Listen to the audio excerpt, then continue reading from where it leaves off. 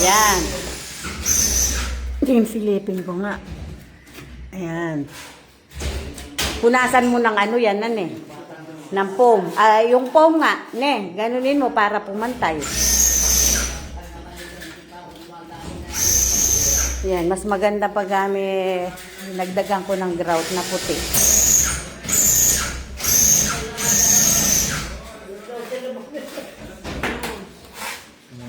Diyan naman.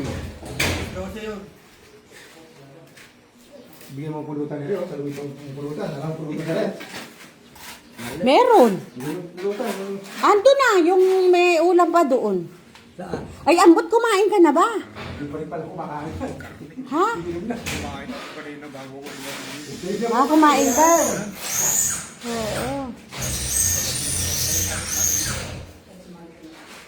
Eh? Konti lang pala yung mauubos na tiles to. Tingnan, oh. Sobra pa pala yung dosi ko. Ay, hindi. Kasi ano. Sa flooring, hindi pa kasama sa flooring din yan. Doon, sa kabila, ang mukha rin. Oo. Nagagamit din. Ikaw nagbilang nun, de sakto na. Pag minsan to, Ha? sobra eh. Ano ka mo? Di ba yung sobra? Huwag lang.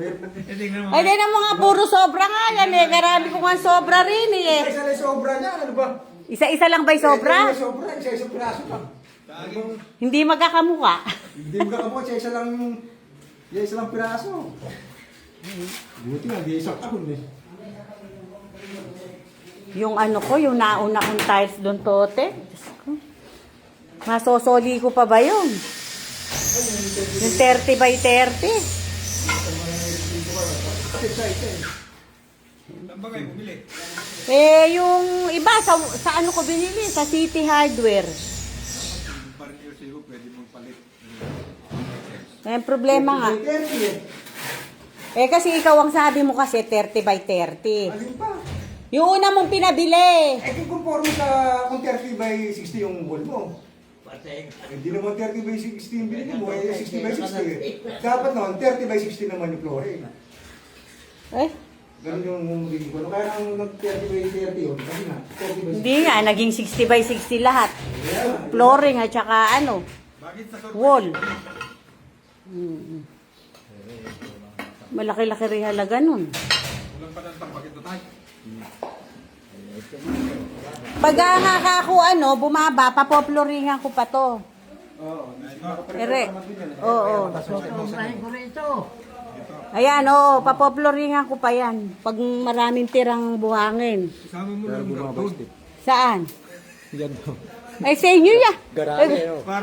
Para hindi maputikan si tatay. Gandang garahe. Wala naman putik dyan. Kanya na. Hindi, alam putik dyan. Masyado nang malaki mauubos ko noon. Pwede na yan, pinaka-terrace. Laki naman.